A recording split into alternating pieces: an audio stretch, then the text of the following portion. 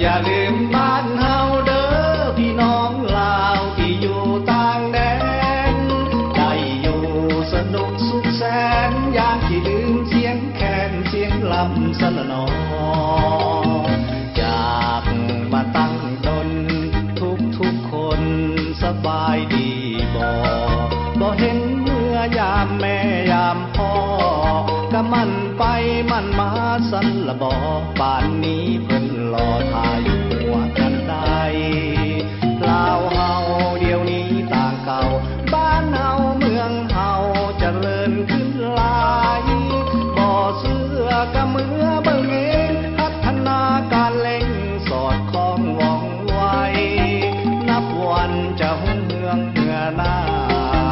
นับวันจะหุ่งเฮืองเมื่อหน้าลาวที่โบบาดลามาแต่งสร้างหน่วยปายอย่าลืมบ้านเฮาเด้อ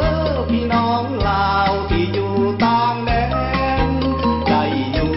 สนุกสุดแสนอย่าสูญลืมเสียงแคนเสียงลำบ้านเฮา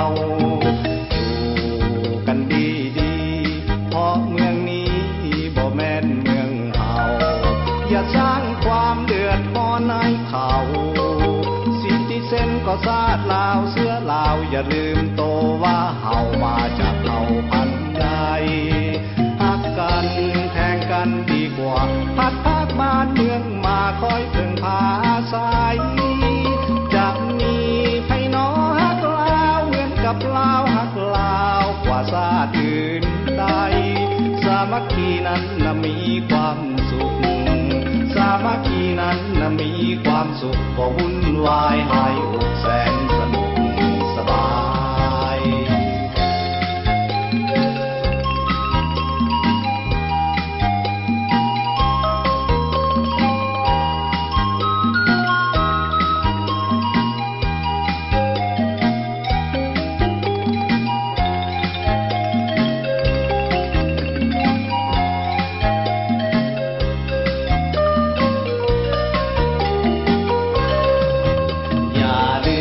อย่าลืมบ้านเฮาเด้อพี่น้องลาวที่อยู่ต่างแด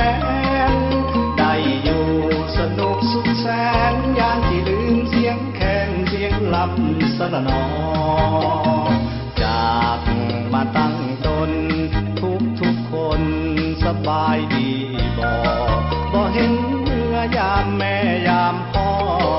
ก็มันไปมันมาสันละบ่ป่านนี้